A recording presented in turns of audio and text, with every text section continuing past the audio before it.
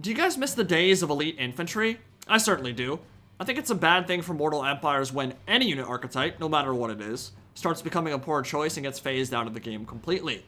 In campaign, the combat penalties you take on very hard difficulty make units like Executioners and Blade Singers and Swordmasters a less than ideal choice, and it's not uncommon to see them perform poorly in melee against units 1 or 2 tiers below, essentially because the AI is cheating, and when their Bleak Swords hit more like Blade Dancers, that forces players into the range spam builds and doom stacking of single entities that we know all about, simply because you get more value out of those units. But in multiplayer, the same theme holds true for elite infantry there, albeit for some very different reasons. The lack of mobility, the way armor-piercing damage works, the susceptibility to focus fire, there are lots of reasons why investing 1,000 to 1,500 Warhammer bucks in a single infantry unit can be very risky. But by far, the biggest issue they face right now is wind spells, and this is an element of the series that is in severe need of addressing before Total War Warhammer 3 rolls around. If you remember back in Warhammer 1, you couldn't orient the direction of a spell without moving the caster yourself. If you wanted to get that sexy Wind of Death, you had to manually move your caster to the flank, line it up yourself, and let her rip, which made them unwieldy and frankly not very effective, because as soon as your opponent saw you move the caster to the flank, they knew what was coming and could react accordingly. One of the biggest quality of life changes so far in Warhammer 2 was the ability to change the orientation of wind spells to place them in any direction, without having to move your caster or make them more susceptible to enemy focus fire. As long as you're in range to cast, you are good to go. And of course that led to a situation where mages were more useful. They did more damage, they could influence the flow of battle more, and all of that stuff. Awesome. But elite infantry has been a casualty of this change, and it's stripping some of the life and flavor out of battles. And the core issue here isn't the amount of damage these spells do. It's cast time, as in how long it takes from when the indicator first appears to the player to when that spell actually hits home, and how reactable those spells are. Now, an important aspect of any strategy game is counterplay, of course.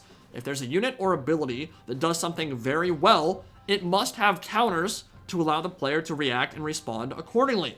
There has to be a cerebral element to the pretty lights and explosions and majestic charges, because if there isn't, we might as well completely turn off our brains and go watch a Transformers movie. It's a strategy game. You have to use strategy and tactics to make things work. If those elements are voided, well then you don't have an RTS and you've got problems. And as we well know, there is currently no Dispel System implemented in Mortal Empires. In the tabletop, Dispelling was the mechanic that allowed defensive countermeasures to be deployed that could nullify the effect of powerful magic being hurled your way. The lack of a Dispel System means there is very little counterplay to magic, and that's why mages are considered such an important element of armies, both in campaign and multiplayer. They do a lot of damage and have a lot of utility for a very cheap price point comparatively, and get to make use of what is essentially a free resource. So okay, there's no Dispel System implemented currently, that's fine, but then there has to be some kind of risk and reward associated with the Winds of Magic system. The bigger the potential payout, the riskier that spell needs to be to use, and at the very least, that risk can be as simple as, I just missed a spell that cost me 22 Winds of Magic to cast. I now have much less of this resource to use for other things. If it has the potential to outright obliterate armies, then there has to be a way for your opponent to react to the move. It's the same reason we call Fata Buna Fata Boring. It's a point-and-click, unreactable spell with minimal counterplay. And minimal counterplay should not be a phrase ever uttered in a good strategy game. If something does not have counters, it is not well designed. Now I will say, not all wind spells are created equal. Some, like Chill Wind, do very little damage. I'm not worried about that at all. Wind of Death is, in my opinion, a gorgeously designed spell. From the sound it makes, the damage it does, to the carnage it leaves behind as it rips through an AI battle line. Incredibly satisfying, incredibly fun, maybe a bit too abusable against the computer, but I don't really have a problem with it. You'll notice that when you cast it, it has a huge wind-up time, which is much in keeping with the amount of damage that it does. The more punishing a spell is, the more counters it should have. And in the case of Wind of Death, if you're paying attention and you're on point with your micro, you can generally get out of the way in time with minimal to moderate casualties. Unfortunately, that is not the case for two offenders in particular that have been an issue for quite some time. And frankly, I've had enough of their shenanigans. Penumbral Pendulum and Burning Head are the two spells we'll focus on today, and they clearly break this convention with absolutely massive payout and very little investment, while contributing to entire unit archetypes being phased out of battles, and even further reducing the length of battles in an already very fast-paced game.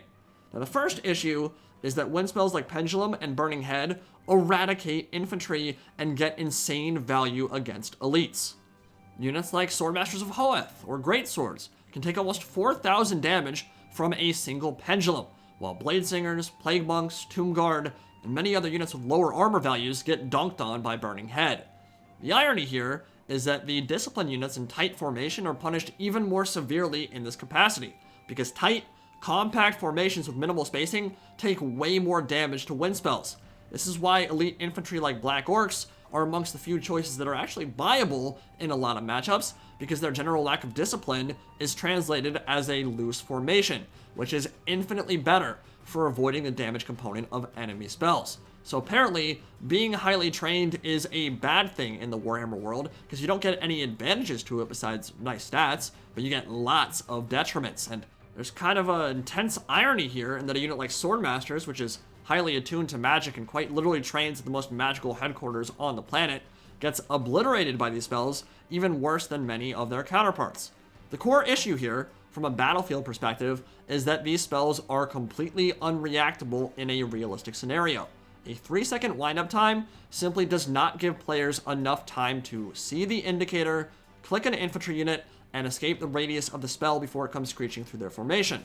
Foot troops do not move fast enough to get out of the way. And we're not talking FPS games here, where fast twitch reactions can flick and see an enemy get headshot on his way to death's door in less than a second. There's a lot more going on in an RTS, and a lot more processing power your brain is required to undergo when you're watching and moving 20 units on screen in an RTS of this scale. And for spells that can easily deal 3,500 to 4,000 damage to a single unit, not to mention the fact that they can hit and severely wound several others after initial impact, well, it's just kinda too much.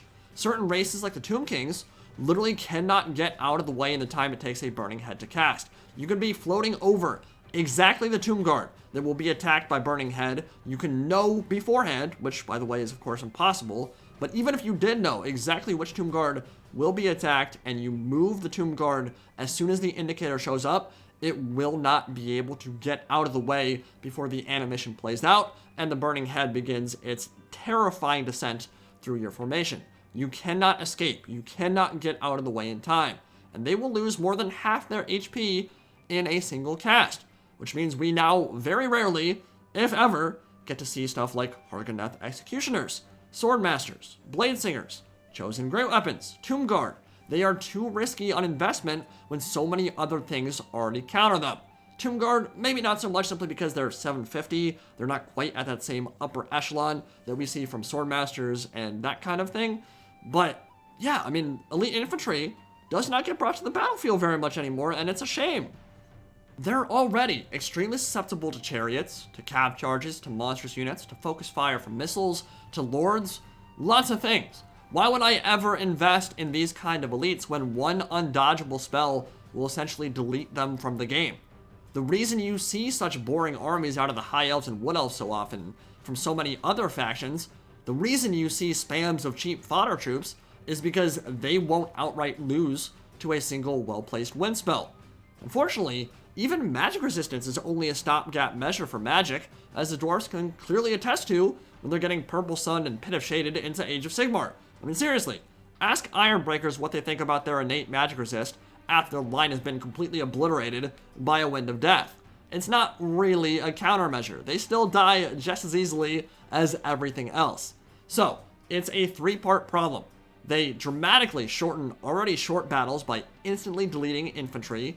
They do absurd damage, considering how difficult or impossible they can be to dodge in a realistic battle scenario, and they make elite infantry units unviable at best in the vast majority of matchups. Thankfully, this also has a very simple solution: increase cast and wind-up time. It doesn't even have to be a substantial increase. Somewhere in the ballpark of a 1 to 2 second increase in wind-up time would make these spells reactable, if and only if you are paying attention and are quick with your micro. This increase would not affect campaign in any way, shape, or form, because the AI is not going to be dodging your wind spells anyway. Once they are pinned down in melee, they will not retreat just to dodge a Pendulum, so it's not going to affect your campaigns at all. And it would give real players some counterplay in multiplayer without completely dumpstering the effectiveness or damage of the spells. I mean, we don't want a situation where they become useless either. They just need counterplay, and adding an extra second or two would mean that only people who are really on the ball will be able to consistently dodge it. But as it stands currently, when you've got Lotus Moon, Falcon, Zyphos, and a lot of other really talented players with extremely good micro, all in agreement that an ability they use often to great effect is effectively undodgeable, well, it's clear something's wrong there. Wind spells like Burning Head and Pendulum need a longer windup time to justify the insane value they generate. And then, and only then, will we maybe start to see more of those special elites we all know and love. Fodder troops have their time and place, but let's be honest, nobody's booting up Warhammer 2 to see armies of bleak swords and 300 gold spearmen. That's boring. We can't stop there, obviously. There are other issues CA needs to address in the campaign in terms of AI cheating that allows really crap units to beat the brakes off your high-tier infantry and melee, but changing wind spells a bit would certainly be a good start, and it needs to happen before we make it to Warhammer 3.